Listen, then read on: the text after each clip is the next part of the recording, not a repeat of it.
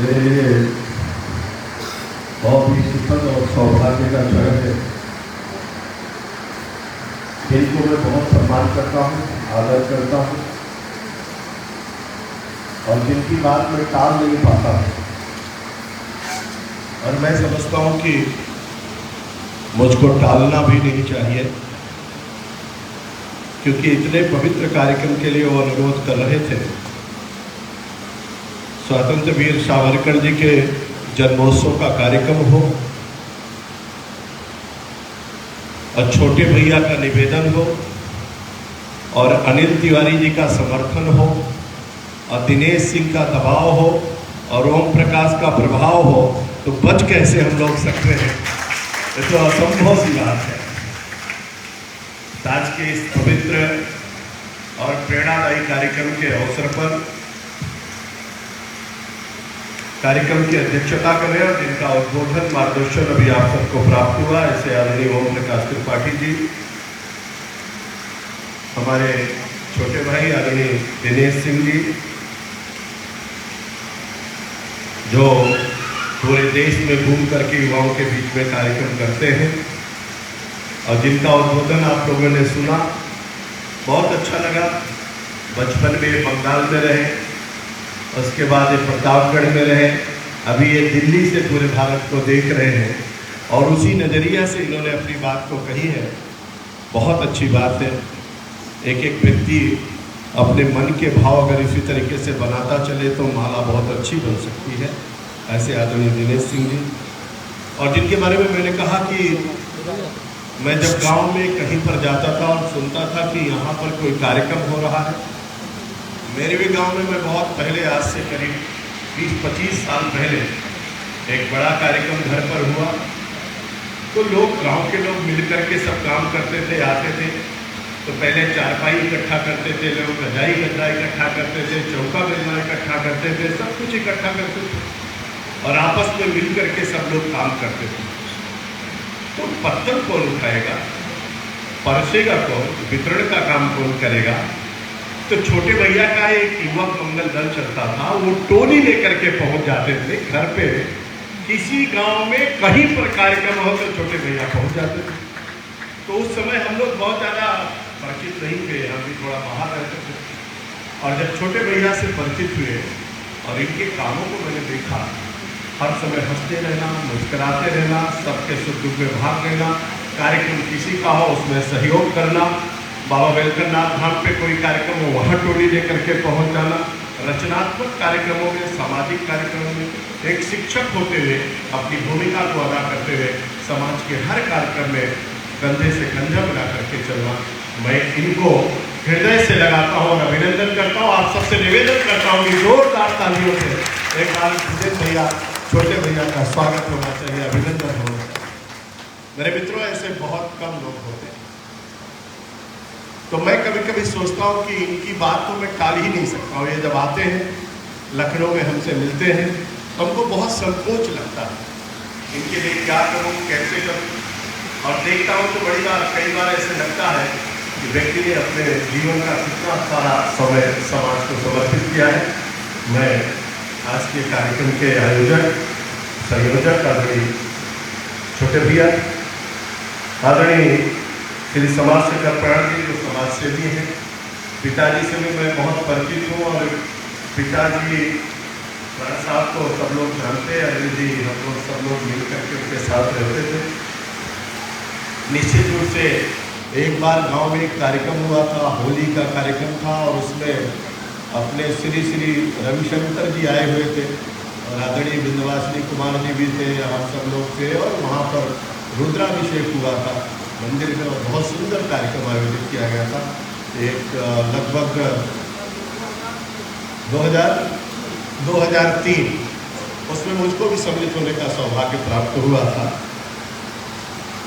आदरणीय अनिल तिवारी जी वहाँ पर बैठे हुए हैं, हम सब मित्र हैं, भाई हैं, साथ में रहते हैं। बहुत आनंद किया, लोग मोटी मोटी रोटी और नमक मिर्चा धनिया और लहसुन की चटनी के साथ बहुत बार खाया है, तो बहुत अच्छा लगता है। अच्छे वक्ता है, अच्छे विचारक है, अच्छे चिंतक है और समाज के कामों में बढ़ चढ़ करके हिस्सा लेते हैं। हमारे मित्र हैं, भाई हैं हमारे कवि आदरणीय जौन जी, आदरणीय नीलमा मिश्रा जी, आदरणीय राजमणि त्रिपाठी जी, समाजसेवी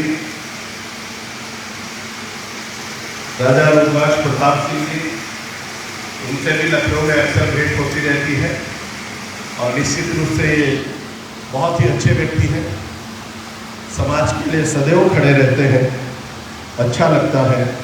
आदरणीय श्री के.पी. त्रिपाठी जी, प्रधानाचार्य के.पी. कॉलेज, आदि डॉक्टर संतोष शुक्ला जी, प्रवक्ता के.पी. कॉलेज, सम्मानित रणविजय सिंह जी लखनऊ के जो पत्रकार और श्री सौरभ सिंह जी प्रयागराज से पत्रकार आए हैं। इतना नाम लिख करके मिला था, इसके अलावा जिसका नाम नहीं मिला है और जो लोग वक्तागण नाम लिए हैं उन सबके साथ अपने आप को मैं संबद्ध करता हूँ, जोड़ता हूँ। मंच पर उपस्थित हमारे सभी आदरणीय कविगण, सभी आदरणीय वरिष्ठगण और यहाँ पर उपस्थित हमारे पार्षद, हमारे प्रधान, हमारे सभी सम्मानित वरिष्ठ इस प्रतापगढ़ के समाजसेवी कहूँ, नेता कहूँ, भाई कहूँ, परिवार का मित्र कहूँ, जो उस भाव में आप समझना चाहते हो, मैं आप सबको शीश झुका करके प्रणाम करता हूँ। आप सबका अभिनंदन और स्वागत है। मैं जानता हूँ आप सब लोगों के मन में भाव रहा होगा, कुछ मेरे प्रति, कुछ छोटे भैया के प्रति, कुछ अनिल जी के प्रति, कुछ बाकी लोगों के प्रति और विशेष रूप से वीर सावरकर के प्रति आप सब लोगों के मन में भाव है, इसलिए आप यहाँ पर आए हैं। इसलिए मैं आपका अभिनंदन और स्वागत और वंदन करता हूँ।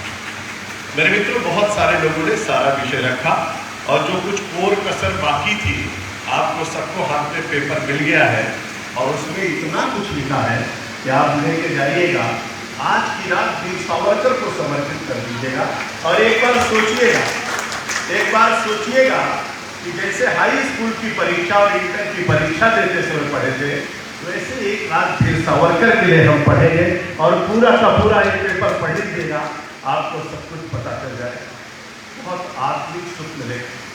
अगर हो सके, अगर कह सके तो अपनी बेटी और बेटी को भी इसको पढ़ा दीजिएगा, उसको जरा बता दीजिएगा और उससे कहिएगा, बेटा खेत को मत चलाना, आज ट्यूबर पर मत जाना, आज कोई देख मत पढ़ना, आज यूट्यूब मत देखना, आज का दिन समर्पित कर दो इस पेपर को और इस पेपर को पढ़ करके जरा देखो कि हम आप जो पूरी से ले पा रहे हैं, जिस भारत को आज हम देख पा रहे हैं, वो भारत बना कैसे, इसके लिए वीर सावरकर को पढ़ना बहुत जरूरी है और वीर सावरकर को जानना बहुत जरूरी है। तो मेरा आप सबसे हाथ जोड़ करके प्रार्थना है, अगर इतना काम आप करेंगे तो आप इस पीढ़ी के साथ साथ आने वाली पीढ़ी को भी बहुत कुछ दे करके जाएंगे और आने वाली पीढ़ी को अगर मिलेगा तो मैं समझता हूँ कि आज उनके जन्म जयंती के अवसर पर सबसे बड़ी श्रद्धांजलि यही होगी कि उनके विचारों को आगे बढ़ा सकते हैं।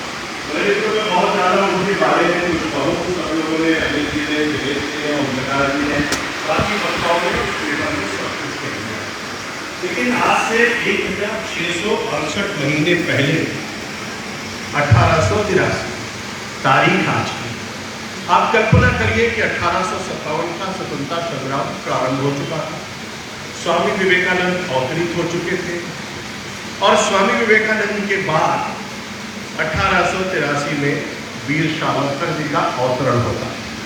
मैं उनको अवतारी पुरुष मानता हूँ। आप मानते हो, सब लोग की अपनी अपनी धारणाएं हैं, लोग मानते होंगे, लेकिन मैं उनको अवतारी मानता हूँ।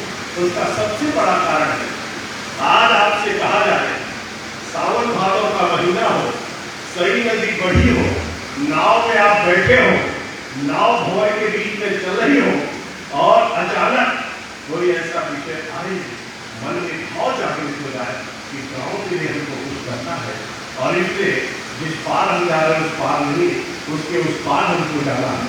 और आप अगर नाव से कूदना चाहें तो आप नाव पे कांपने लगेंगे, पानी से डर जाएंगे, फलने देख करके घबरा जाएंगे, भंवर से आपके रोक के खड़े हो जाएंगे, आप नदी में कूदने की जरूरत नहीं करेंगे। लेकिन वीर सावरकर ने पानी के जहाज से समुद्र के बीच में, आप कल्पना करिए कि कैसे उतरे होंगे और उतर करके उनको एक बार भी डर नहीं लगा, भय नहीं लगा और उन्होंने कहा अभी तो भारत माता के लिए बहुत कुछ करना है, इसलिए जेल नहीं रहना है, पहले काम पूरा करना है। और वो जहाज से, पानी के जहाज से समुद्र के बीच में उतरे। आपको लगता है मगरमच्छ आ जाएगा? आप नदियों में तैरते हो तो आपको बहुत सारे जानवरों से डर लगता है, वीर सावरकर को किसी से डर नहीं लगा। अरे समुद्र से जो टकरा है उससे कौन टकराएगा? मेरे मित्रों, समुद्र से जो टकराने के लिए तैयार हो जाए, और समुद्र से या तो त्रेता में भगवान श्री राम, आपने देखा होगा बिना जमानत जिंदगी कोई भय नहीं, और उसके बाद अगर कलयुग में देखा तो वीर सावरकर ने वो भी आप देखिए यहाँ नहीं, कहाँ, फ्रांस। आप कल्पना करिए, हमारे गांव का तालाब हो, हमारे गांव की नदी है तो ठीक है, लेकिन बंगाल की नदी और तमिलनाडु की नदी हम जिसके बारे में न जानते हो, उस नदी के कूदने को कोई कहते तो आप नहीं कूद सकते हो। और फ्रांस के समुद्र में जाकर के पानी के जहाज से उतर जाना और तैर करके पार कर जाना, और पार ही न करना, पार करके जाना, उसी हौसले के साथ रहना और फिर से लड़ाई को आगे बढ़ा देना, तो मैं समझता हूँ एक बार जोरदार तालियां उस महान आत्मा को देनी। वीर सावरकर जैसे लोगों के सिलचरों में जितनी भी पुष्पांजलि, श्रद्धांजलि, भावांजलि हम लोग व्यक्त करें उसका बहुत कम है। मेरे मित्र, एक एक दिन, एक एक पल, 27 साल तक जो जेल में रहा हो, आप कल्पना करिए, आप सोचिए, अभी दिनेश जी बता रहे थे, आप कल्पना करिए जिस कोल्हू को बैल से चलाना चाहिए वो कोल्हू वीर सावरकर जी चला रहे हो। हमको आपको बहुत आनंद आता है, बहुत आनंद आता है। आज तो बहुत आनंद की अनुभूति हम आप कर रहे हैं, और किसी को भी कुछ कहने के लिए हम आप तैयार हैं। लेकिन मेरे पुरखों ने कितनी कुर्बानी दी है, जरा उसको सोच करके देखिएगा, तब आपको पता चलेगा कि जो आज़ादी हमको आपको मिली है ये ऐसे नहीं मिली है मेरे मित्रों। और इसलिए वीर सावरकर के श्री चरणों में अपनी मैं श्रद्धा सुमन अर्पित करता हूँ, श्रद्धांजलि अर्पित करता हूँ। और निश्चित रूप से आपको मैं सच कहता हूँ, वीर सावरकर तो अमर है, वीर सावरकर अमर है। और वीर सावरकर जहाँ कहीं होंगे, निश्चित रूप से वहाँ से देख रहे होंगे कि वीर सावरकर के वंशज वीर सावरकर जैसा चाहते थे। वीर सावरकर क्या चाहते थे, ये बहुत इंपॉर्टेंट है। आप कहते हो मेरे बाबा चले गए, बाबा की बड़ी इच्छा थी कि एक मंदिर बनाया जाए, बाबा की बड़ी इच्छा थी कि अच्छा सा घर बनाया जाए, अब मैं बाबा के सपनों को पूरा करूंगा। मेरे पिताजी चले गए, पिताजी चाहते थे कि ऐसा ऐसा किया जाए। अरे वीर सावरकर चले गए, वो क्या चाहते थे? रानी लक्ष्मीबाई चली गई, दुर्गा भाभी चली गई, लाल बाल पाल चले गए, नेताजी सुभाष चंद्र बोस चले गए, सरदार भगत सिंह चले गए, सुखदेव राजगुरु और ढींगरा चले गए। मेरे मित्रों, ये सब लोग चले गए, ये चाहते क्या थे? तो वीर सावरकर क्या चाहते थे? वीर सावरकर ने क्या कहा? तो वीर सावरकर की बहुत सारी इच्छाएं थी, उन सभी इच्छाओं को कौन पूरा कर रहा है? तो आदरणीय नरेंद्र भाई मोदी पूरा कर रहे हैं। मित्रों, हम आप सब मिल करके पूरा। मेरे मित्रों, अमृत महोत्सव की बातचीत चल रही, ये अमृत शब्द क्यों आया? महोत्सव तो बहुत सारे होते हैं, लेकिन अमृत महोत्सव, अरे जिन्होंने अमृत निकाल करके हमको दिया है उसके लिए हम महोत्सव कर रहे हैं, इसीलिए तो अमृत महोत्सव इसको कहा गया है। और 75 वर्ष आजादी के बीत गए, किसी ने नहीं सोचा। लोग कहते थे अपने सपनों का भारत बनाएंगे। अपने सपनों का भारत कैसा था? अपने सपनों का भारत था कैसा? तब आप इसकी परिकल्पना करेंगे, तब आपको पता चलेगा वास्तव में अपने सपनों का भारत कैसा था।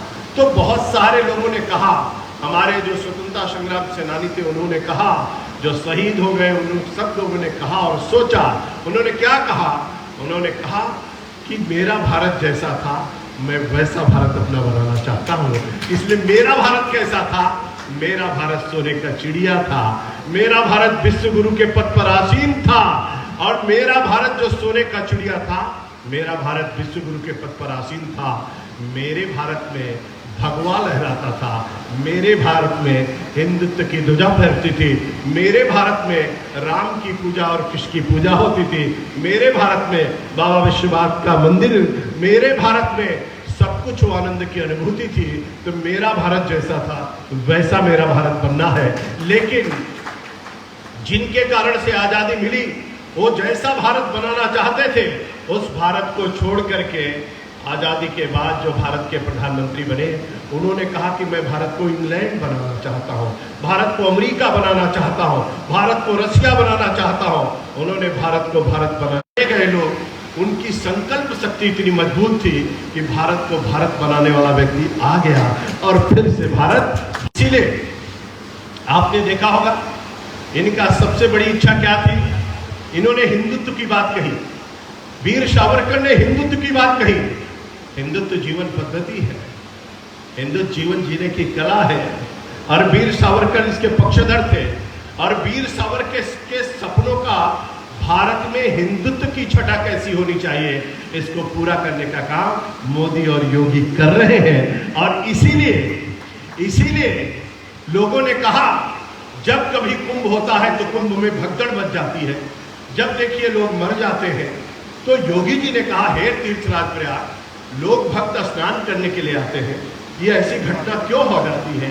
तो तीर्थराज प्रयाग ने कहा योगी जी मैं क्या करूं, मैं तो वहां पे हूं नहीं, वहां तो अब इलाहाबाद हो गया है, मेरा स्थान तो चला गया है, मेरी क्या गलती है।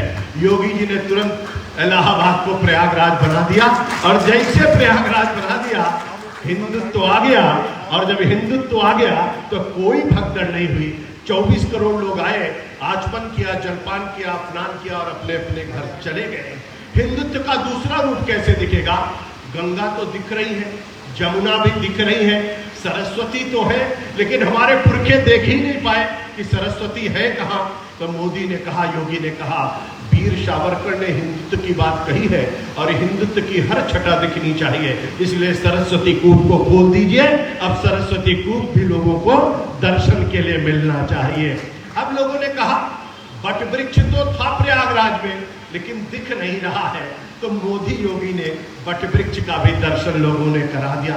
लोगों ने कहा सतयुग में, त्रेता में भगवान राम आए, दीपावली जली, दीपोत्सव हुआ, हिंदुत्व की छटा पूरी दुनिया में पहुंच गई, लेकिन दिया अब तो लोग अपने अपने घरों में जला रहे, अयोध्या में जलती नहीं है, राम मंदिर बनता नहीं है। अरे राम में इतना सब कुछ है तो मंदिर क्यों नहीं बनता है। राम को तो एक बार भगवान राम चाह लेंगे तो मंदिर बन जाएगा, आखिर में क्यों नहीं बनता है, आखिर में बनेगा कैसे। अरे श्रद्धा से याद तो करो राम को याद करोगे तो सब कुछ हो जाएगा। और इसीलिए योगी जी ने कहा हे प्रभु आप क्यों नहीं मंदिर बनने देते हैं, क्यों नहीं आते हैं अयोध्या में। उन्होंने कहा हे योगी जी अब वहां मेरी अयोध्या नहीं है, अब तो वहां फैजाबाद हो गया है, मैं कैसे वहां आऊं। योगी जी सवेरे उठे, उन्होंने अयोध्या को, फैजाबाद को अयोध्या बना दिया। और जैसे अयोध्या बनाया फिर कहा प्रभु अब तो आ जाइए। जब उन्होंने कहा फिर प्रभु अब तो आ जाइए तो फिर उनके मन में आया, उन्होंने कहा कि मैं कैसे आ जाऊं योगी जी, जब मैं आया था तो लाखों दिया जलाए गए थे। योगी जी के समझ में बात आ गई, उन्होंने दीपोत्सव कार्यक्रम करके 5 लाख दिया, 6 लाख दिया, 9 लाख दिया जला दिया। जब दिया जल गया तो कहा अब तो प्रभु आ जाइए। उन्होंने कहा मैं कैसे आऊं योगी जी, जब मैं आया था तो मैं पुष्पक विमान से आया था। उन्होंने कहा प्रभु आप ही का दिया हुआ सब कुछ है। उन्होंने हेलीकॉप्टर उपलब्ध कराया, भगवान राम, लक्ष्मण और सीता को अयोध्या में उतारा और जैसे उतरे दिया जला और फैजाबाद का नाम अयोध्या किया गया। तब तक जज साहब निर्णय सुना दिए और भगवान श्री राम का भव्य मंदिर बनना प्रारंभ हो गया। मेरे मित्रों, लोग कहते हैं नाथों के नाथ बाबा विश्वनाथ, और 1916 में महात्मा गांधी ने कहा और वीर सावरकर के सपनों का भारत बनाने के लिए योगी जी ने सोचा कि महात्मा गांधी ने क्या कहा, वीर सावरकर जी ने क्या कहा, आखिर में पतली पतली गलियों का क्या होगा। तो कॉरिडोर बन गया। आज आप देख रहे हो गंगा मैया से देखिए तो बाबा दिखते हैं और बाबा के पास से देखिए तो गंगा मैया दिखती है। विंध्यवासिनी मैया को देखिए, 7,500 मंदिरों का जीर्णोद्धार केवल उत्तर प्रदेश में हो रहा। केदारनाथ आप गए होंगे, वहां की स्थिति आप देखिए कैसे आदरणीय प्रधानमंत्री जी ने किया। आज हिंदुत्व की छटा हर तरफ आपको दिखाई पड़ रही है, यानी वीर सावरकर के सपना साकार हो रहा है और साकार करने का काम कोई कर रहा है, आदरणीय नरेंद्र भाई मोदी कर रहे हैं। उसके बाद इन्होंने क्या कहा, इन्होंने राष्ट्रवाद की बात कही, इन्होंने वंदे मातरम की बात कही, इन्होंने भारत माता के जयकारा की बात कही, इन्होंने राष्ट्रवाद से ओत प्रोत की बात कही। लोग कहते थे हम वंदे मातरम गा नहीं सकते, चंदन लगा नहीं सकते, जनेऊ पहन नहीं सकते, अमरनाथ की यात्रा पर जा नहीं सकते, भारत माता का जयकारा लगा नहीं सकते।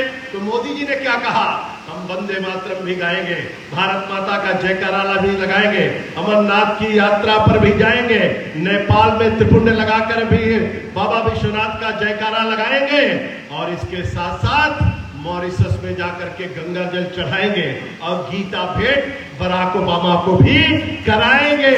और इसीलिए राष्ट्रवाद की ज्वाला को जलाएंगे, और जो भारत माता की तरफ देखने की कोशिश करेगा उसकी आंख निकाल लेने के लिए तैयारी भी पूरी तरीके से हो जाएगी।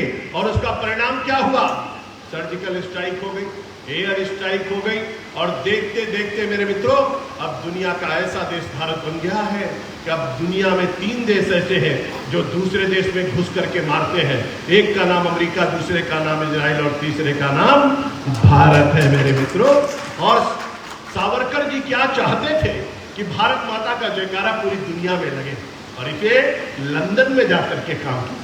और वीर सावरकर के सपने को साकार किसने किया, अरे मेरे मित्रों आपने देखा होगा, आपको सबको लगता होगा 1887 में स्वामी विवेकानंद ने कहा था गर्व से कहो हम हिंदू हैं, और उसके बाद हिंदुत्व की बात किसी ने कही तो वीर सावरकर ने कही।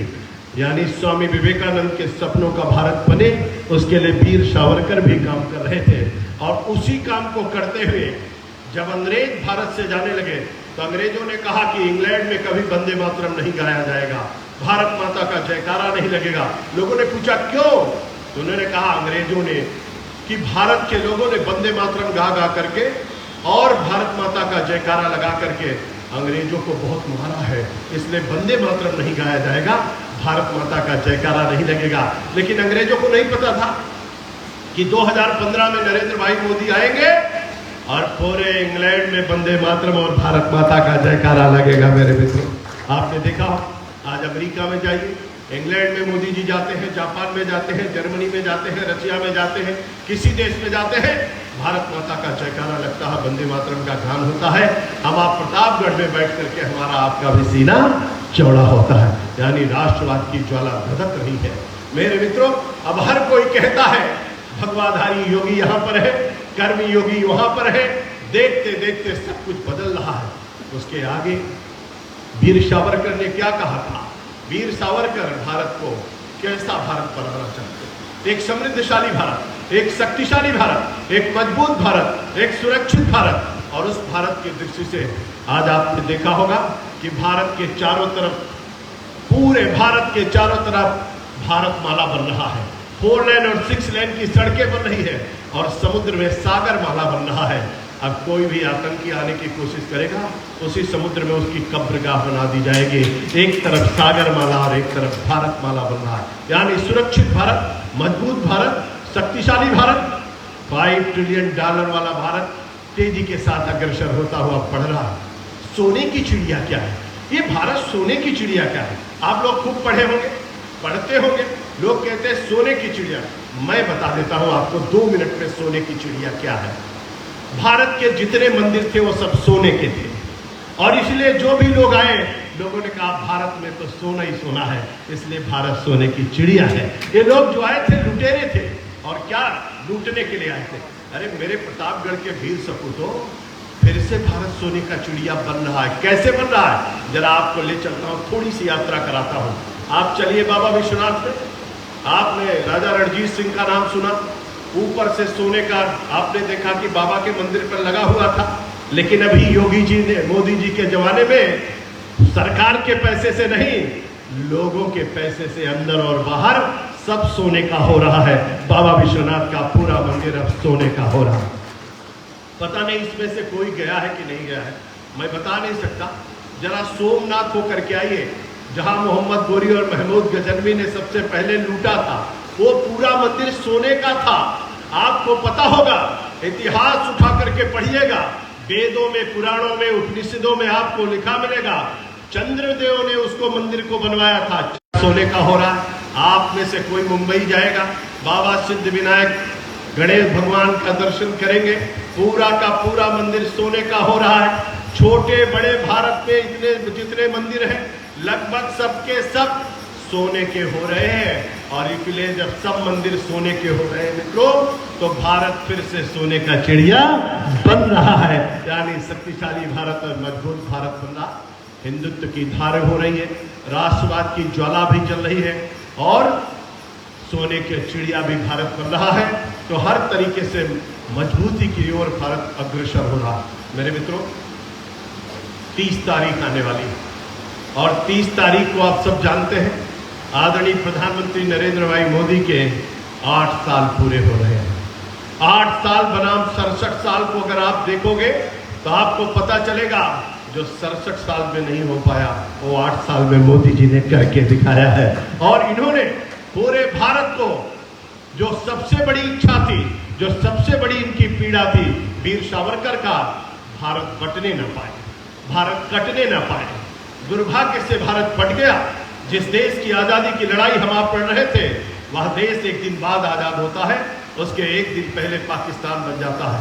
14 अगस्त 1947 को पाकिस्तान बनता है, 15 अगस्त 1947 को भारत को आजादी मिलती है। लेकिन क्या चाहते थे वीर सावरकर? एक भारत और श्रेष्ठ भारत बने। और आज एक भारत श्रेष्ठ भारत का नमूना वीर सावरकर के सपनों को साकार करने का काम आदरणीय नरेंद्र भाई मोदी ने किया है। धारा 370 समाप्त हो गई, 35 से समाप्त हो गया। अब लोग कहते हैं पीओके का क्या होगा? तो अमित भाई ने कहा है चिंता मत करिए, पीओके भी भारत का जल्दी ही अंग बन जाएगा। मैं प्रतापगढ़ के वीर सपूतों से कहना चाहता हूं, मेरे मित्रों, अपने पुरखों को सपनों को साकार करने की ताकत और साहस और हिम्मत हमारे आप में सब में होनी चाहिए। अगर किसी बुजुर्ग ने कोई इच्छा व्यक्त की है उसको पूरा करना चाहिए। हमारे शहीदों ने, हमारे स्वतंत्रता संग्राम सेनानियों ने अगर कुछ सोचा है उसको साकार करना चाहिए और यही उनको सबसे बड़ी श्रद्धांजलि होती है। तो मैं आपसे कहना चाहता हूँ, एक भारत और श्रेष्ठ भारत की जो इच्छा थी उस आधार पर हमको आपको सबको पता है, निश्चित रूप से हमारे पंडित जी आजकल आते हैं, पूजा कराते हैं, तो पंडित जी कहते हैं बेटा कुछ ले लो, अक्षत ले लो, जल ले लो, संकल्प पढ़ो, आर्यावर्ते जम्मू द्वीपे भरत खंडे। हम कहते हैं पंडित जी मेरा आर्यावर्त कहाँ है, कहाँ है मेरा जम्मू द्वीप, मेरा भरत खंड कहाँ है? तो पंडित जी कहते हैं बेटा संकल्प पढ़ते रहो, ये सब पूरा हो जाएगा। संकल्प का कोई विकल्प नहीं होता है। मुझको लगता है कि निश्चित रूप से अगर करोड़ों लोग संकल्प ले रहे हैं, आज नहीं कल जरूर पूरा हो जाएगा और उस दिशा की तरफ हम लोग आगे भी बढ़ रहे हैं। तो वीर सावरकर का जो सपना है फिर से अखंड भारत बने, एक भारत और श्रेष्ठ भारत हो, उस दिशा में भारत तेजी के साथ आगे बढ़ा। मेरे मित्रों, जो आया है सो जाएगा, राजा रंग फकीर, मरना तो सबको एक न एक दिन है। लेकिन भगवान तुलसी ने 4668 चौपाइयां लिखी और 4668 चौपाइयों में उन्होंने लिखा क्या? हर चौपाई को उन्होंने मंत्र बना दिया और हर चौपाई को मंत्र बना करके भगवान तुलसी ने क्या कहा कि कर्म प्रधान विश्व करी राखा और जो जश करे तो तस्मल चाखा। लेकिन भगवान तुलसी को लगा कुछ छूट रहा है, तो उन्होंने दूसरी चौपाई गई, उन्होंने कहा वही है सो जो राम रचि राखा, को कर तर्क बढ़ाओ शाखा। उनको लगा कुछ और छूट रहा है, तो उन्होंने तीसरी चौपाई कही, उन्होंने कहा करें करावे भंजे सोई, उमा राम गति लखान कोई। तीनों चौपाइयों के पीछे 3 भाव था और निश्चित रूप से भारत की संस्कृति में अभिवादनशीलस्य नित्यम वृद्धो अभिषेविना चत्वारि तुष्य वरधन्ते आयुर्विद्या यशोबलम। और इसीलिए मैं कहता हूँ कि अथर्ववेद में लाइन है कि माता भूमि पुत्रो हम पृथिव्याम, भूमि मेरी माँ है, मैं इस पृथ्वी का पुत्र हूँ, जीऊंगा तो भारत माता के लिए और मरूंगा तो भारत माता के लिए। ऐसा संकल्प हमको आपको सबको लेकर के चलना चाहिए। मेरे मित्रों, वीर सावरकर को पढ़ना, वीर सावरकर को समझना, वीर सावरकर के मार्ग पर चलना, वीर सावरकर की भावनाओं के अनुरूप अपना क्रियाकलाप को निश्चित करना, ये सब कुछ इस राष्ट्र के लिए, देश के लिए, धरती माता के लिए, जिसको हम सब लोग प्रणाम करते हैं, उनके सब के लिए बहुत आवश्यक है। और इसलिए आज उनके जन्म जयंती के अवसर पर एक संकल्प हम सब लोगों को जरूर लेना चाहिए मेरे मित्र। मेरा घर होगा, मेरा परिवार होगा, मेरे बेटी मेरा बेटा होगा, मेरे माँ बाप होंगे, लेकिन सबसे ऊपर अगर कोई होगी तो मेरी माँ भारत माता होगी, जिसके लिए वीर सावरकर ने अपना सब कुछ न्यौछावर किया। मेरे मित्रों, एक से बढ़ करके आप अगर पूरी कहानी पढ़ेंगे, आज़ादी की लड़ाई को आप देखेंगे, रानी लक्ष्मीबाई को सुनेंगे, समझेंगे, दोनों हाथों में तलवार लेकर के, घोड़े की लगाम को दांतों तले दबा करके, छोटे से बच्चे को पीठ पर बांध करके किले की दीवार पर दौड़ती हुई फिरंगियों को भारत से भगाना है। कहीं रानी लक्ष्मीबाई लड़ रहे थे, कहीं तात्या टोपे लड़ रहे थे, कहीं मंगल पांडे लड़ रहे थे, कहीं कुंवर सिंह लड़ रहे थे, कहीं वीर सावरकर लड़ रहे थे, कहीं चंद्रशेखर आजाद लड़ रहे थे, कहीं नेताजी सुभाष चंद्र बोस कह रहे थे तुम मुझे खून दो मैं तुम्हें आज़ादी दूंगा, कहीं बाल गंगाधर तिलक कह रहे थे स्वतंत्रता हमारा जन्मसिद्ध अधिकार है। देखते देखते मेरे मित्रों, मेरे देश को आज़ादी मिल गई, लेकिन अभी भारत को संवारने और सजाने की बहुत आवश्यकता है। इसलिए कौन बनेगा वीर सावरकर, कहाँ से आएंगे चंद्रशेखर आजाद, कौन निभाएगा भूमिका लाल बाल की, कौन दुर्गा भाभी बनेगा, कौन बनेगा रानी लक्ष्मीबाई, कौन बचाएगा मेरे भारत को, कौन बढ़ाएगा भारत को, कौन भारत को शक्तिशाली भारत और मजबूत भारत बनाएगा। इसलिए हम रहे या न रहे, मेरा देश रहना चाहिए। और इसलिए मेरे मित्रों, हमारी आपकी भुजाओं में अगर खून बहता है तो हमको आपको सबको संकल्प करना चाहिए और उस भाव के साथ चलना चाहिए मेरे मित्रों कि निश्चित रूप से जिएंगे तो भारत माता के लिए और मरेंगे तो भारत माता के लिए। इसलिए जोरदारी से जरा जयकारा दोनों हाथ उठा करके माँ का लगाइए, बोले भारत माता की। जरा ये मुष्टिका बांध करके लगाइए, खुले हाथ कोई संकल्प होता नहीं है, इसलिए मुट्ठी बांध करके संकल्प लगाने से संकल्प पूरा होता है और संकल्प पूरा हो आने वाली पीढ़ियों के लिए मेरा भारत सोने का चिड़िया बने, विश्व गुरु के पद पर आसीन हो। और इसलिए जोरदारी पर जयकारा लगाइए और मोदी और योगी को भी शुभकामना दीजिए कि निश्चित रूप से बदलते हुए भारत और बढ़ते हुए भारत और नए भारत का नया उत्तर प्रदेश बनना। इसलिए हम सब लोग उस दिशा में आगे बढ़े। बोलिए भारत माता की, भारत माता की, भारत माता की। वंदे वंदे वंदे। अब जरा वीर सावरकर को अमर रहे करेंगे हम लोग। वीर सावरकर, वीर सावरकर, वीर सावरकर, वीर सावरकर। भारत माता की, भारत माता की। जय जय श्री राम, जय जय श्री राम, जय जय श्री राम। अब थोड़ा राधे राधे भी बोलना जरूरी है क्योंकि मामला सब ठीक चल रहा है। राधे राधे, राधे राधे, राधे राधे। हर हर हर महादेव। एक बार छोटे भैया को, अनिल भैया को, सभी आदरणीय कविगण को, सभी अपने आयोजकगण को मैं धन्यवाद करता हूँ और आप सभी जितने लोग यहाँ पर आए आप सबको अपना प्रणाम करता हूँ। बहुत बहुत धन्यवाद। नमस्कार, वंदे मातरम।